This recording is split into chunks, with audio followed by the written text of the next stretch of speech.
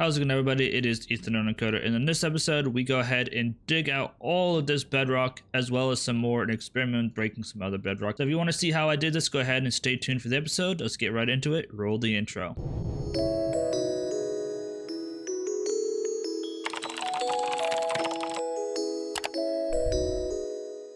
Welcome back, everyone. Immediately after finishing up recording the last episode, I came back to the Nether and I started digging out, and as you can see, we are completely finished. We are down to bedrock. I also went ahead and repaired all my tools. So what I want to go ahead and start in this episode, and there's no chance I'm going to be able to finish it, but I want to start working on the end goal of our Nether perimeter here. My end idea for the Nether perimeter is to do something crazy. So something some people have done, but not in this capacity. So you'll see all over the place all of these Nether perimeters that are a void. They have black concrete on the floor, they have black concrete on the walls, they have black concrete everywhere. So I want to do something similar to this, except take it to the next level, something that I haven't really seen before. I want to do a void with black concretes on the walls, but I don't want there to be a ceiling, and I want all the bedrock on the floor to be gone as well. So that means that we are going to take out all of the bedrock in this area, which is going to take forever. So in a little bit, I'm going to go grab some materials to go ahead and do that, but I still also want to quickly talk about what we're going to put inside of this void. So we have this massive thing right here, this wither skeleton farm. What I want this wither skeleton farm to turn into is a massive upside down mansion. So obviously the roof line is probably going to go to like right here, that way we can fix all this. We'll probably put some black glass around there, the ones that it makes it dark in there, that way they keep spawning. And then inside of there, I do want a piglin bartering farm. Now I know it's probably going to slow down the rates of the wither skeletons. That's completely fine. I'm not that worried about it. And then we'll have some sort of storage system around in there. Then above that, this will be all open to the sky. We won't be able to, so we'll be able to see straight up. We'll have some sort of flying alien saucer or something around the gold farm, and send some beams coming down to the bottom or the roof, the top to bottom, whatever, of the house that ends up being able to ride it up with a minecart to get to the gold farm. The gold will fall straight down to the bottom. It'll get picked up by minecarts and also sorted out and all of that good stuff. To be able to remove the bedrock, there's a trick with redstone lag that we're going to go ahead and use. So what I need to do is I need to go ahead and fly back over to the overworld, and I need to pick up a bunch of redstone, some pistons, and a couple other things. So that's what I'm gonna go ahead and do, and then we're going to go to the roof of the Nether and start working on this, and I'll show you all how we're going to do this. It's going to take way longer than I have time for. It's probably going to take like 40 to 80 hours to get just a roof done, let alone the bottom. But I do want to do the roof first. That way we can start dropping our gold down and then do the floor afterwards. And we'll probably need to put slabs and stuff on the floor. That way one, gas don't spawn, but we also don't want to fall into the void. So with that being said, I'm going to run back to the overworld base, grab all the materials that we need, and I'll see you guys back on the roof of the Nether in one of the corners where we can start destroying some blocks. I've got everything we need inside the box inside my hand here. I went through and marked all the corners of where we're going to be deleting. Me not being very smart, I didn't realize that was going to be so close. I should have thought about that, but this is literally all we need. Just some redstone, some block of redstone, a single trapdoor, because for some reason it's a little bit janky whenever you try to do multiples. So I'll essentially tell you guys what I have to do. So what I'm going to do now is I'm going to go run, or not run, but turn off my Minecraft for a second. And I need to kind of get rid of some mods because I think that it's too efficient and it doesn't quite work without the mods. And I'll do a little bit of setup and I'll show you guys how it works. So I'll be back in one moment. So I've got everything all set up. I took off all my mods except for one called Tweakaroo. This is going to allow us to fast right click about 64 times per second. So the reason why I got rid of all my mods is because I want to be able to lag the game literally as much as possible. So the idea here is that we are going to make this piston button, and then we are going to unpower it. And while it is being lagged, we are going to place it upside down and do a couple other things. So to go ahead and do that, we're going to do one of these. To start out, for whatever reason, I have a big issue trying to get this to work in a big line before we have a bunch started. So I'm going to do this. The reason, and now this is still powered, but if I went ahead and did this, you see that it unpowers. So we're going to go ahead and place this block back up here. Place this block beside here. Take this off. So now whenever we break that, it's going to be butted. So now what we want to go ahead and do is hop over to this redstone machine over here, which is all inside one chunk. If I click F6, it's going to say fast right click on. And if I go ahead and right click this, like so. It's going to go really, really fast. If we come back into here, break this, come under here, break this piston and face down, and we wait for that thing to stop and take a look. Hopefully, fingers crossed, you see that we broke that. And now we can go ahead and replace this because this is actually supposed to be like that. And now what we're going to go ahead and do is just do lines of pistons all the way till we hit the other side. Then we'll be able to start doing lines of pistons going 16 blocks wide or so. So that's what I'm going to start working on. This is going to take an absolute long time. That one obviously only took about 30 or 40 seconds, but it's going to start taking longer and longer. And right below here, if we look, is that corner. So negative 1316. And negative 933, so I need to go that direction and that direction. So my goal is to essentially do this whole row at once, and then I'll start doing like rows of 16. I'm probably gonna need to go get a beacon, that way it can fast break, but I'm gonna go ahead and start on this and I'll keep you guys updated as we go. I have no idea what this episode is going to turn into, but I do want to try to get this row done, and then maybe we'll figure out something else to work on, and I'll just work on this on the side. A couple of hours later, we got the first line done. Now what I want to do is go ahead and go section by section or chunk by chunk here. So if we do F3G, you can see where our chunks are. So I'll kind of go from here over to here and so on and so forth. I may switch over to a automatic bedrock breaking machine, but the thing is we need like at least 30 by 30 or 32 by 32 about to actually run that. So that means we have to do at least 2 chunks dug out manually anyway, and this is faster. So I had to do this one by one. This time around I should be able to do something similar to this, and then do something like this. Of course, do one of these and then get it done. For whatever reason, whenever you're using the trapdoor method, it does not like to work and not like to break more than one.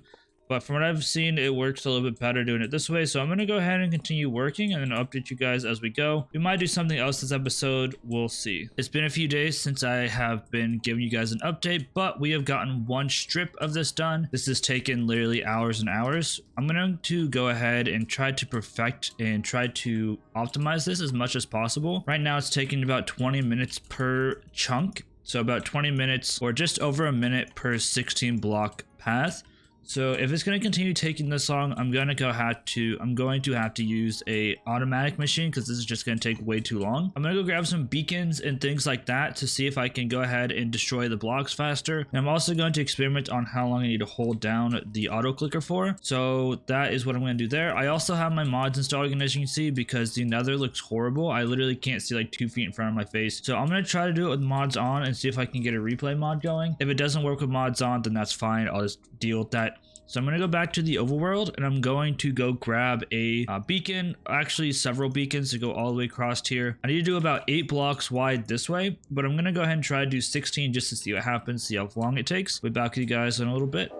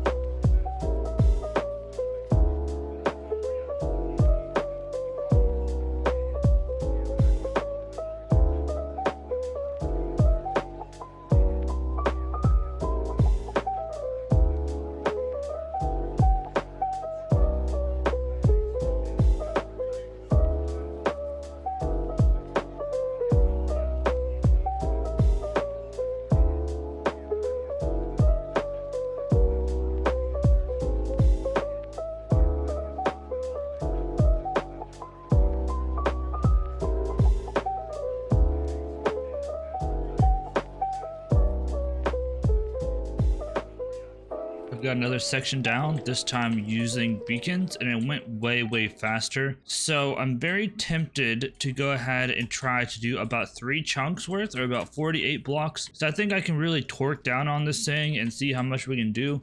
That's just because I'm not in love with the idea of doing a automatic bedrock breaker because it just takes so many pistons and so much work. So I'm gonna go ahead and test it out and we'll see where it goes from here. So I'm not really sure we're gonna have anything else planned for this episode other than just tearing down some bedrock, but it's okay because we've got plenty of coding episodes to upload. So I'm gonna go ahead and get to work on some more, and I'll report back to you how it goes. Another wide section done. So I found a couple of things. First off, we are unable to do 3 chunks because for whatever reason it only allows you to delete 2 chunks at a time. So that's what we're doing now. I've also kind of decided that I don't really want to deal with a massive bedrock baking machine.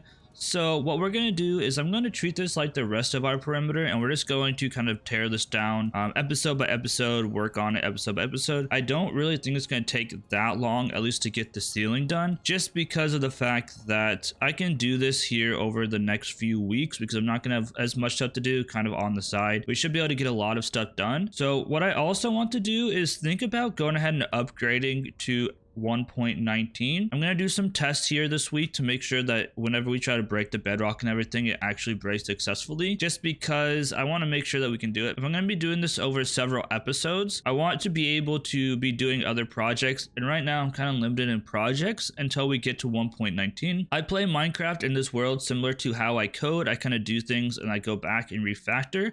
And the biggest thing that I want to get done inside of the main base is to be able to get that smelting system done. And there are way better smelting systems here in 1.19 than there were previously. Specifically, I want to do an Il Mango one, either one of the ones that has 300 some or 160 furnaces. So I do want to go ahead and work on those, and those require 1.19 mechanics. So that's what I'm going to go ahead and do. Also, I think that I want to work over here towards the middle the rest of this episode, just because we haven't really done too much, and I don't want to just have nothing being done in this episode. So what I think I'm going to go ahead and do now is go ahead and work on getting rid of the middle section of this and making it so we can drop our items straight down. Give me a second to get rid of these grids. So instead of collecting here, I want this obviously to all be open one of these days, which is why I've been deleting all of this. So what I'd rather do is each one of these corners up there is where some of these items go down, and instead of going through and going down one central collection system, I want these just to fall straight down on top of the farm, or on top of the mansion we're going to have right here. So what I think I want to go ahead and do this episode is start clearing some of this stuff out and start tearing away this bedrock. That way what we can do is go ahead and just drop them straight down, and then maybe even figure out what the floor plan or whatever is going to be for the bottom part. So I'm going to wrap up with tearing all this down, start working on this, and I'll be back with you guys in a little bit.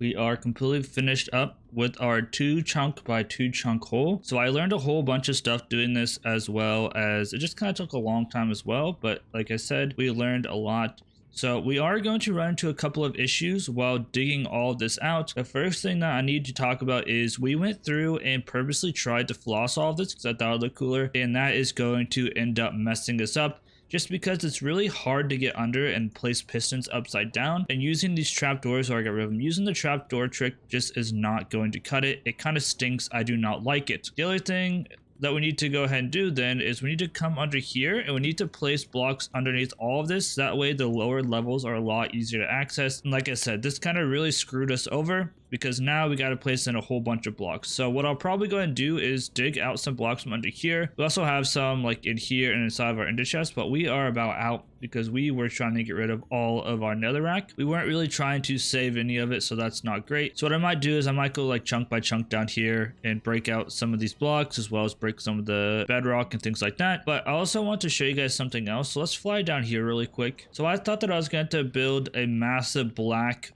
thing around here, but if you look up there, the sky is actually black. So imagine whenever this entire thing's open and you look straight up and it's just all black, that would actually be super sick. So in between episodes, I'm going to continue to just try to break as much of this as possible. It's probably going to take me still a couple months to the top and the bottom, but it is what it is. Eventually we'll get black concrete up and we'll do some things. So what I want to do in between episodes is I want to start designing the house that goes around this guy, and also maybe bring some of that glass around to fix this up. Then I also want to go ahead and obviously continue building this and breaking this out, and maybe we'll even start looking into the actual like ring or spaceship, whatever we want to do around this guy.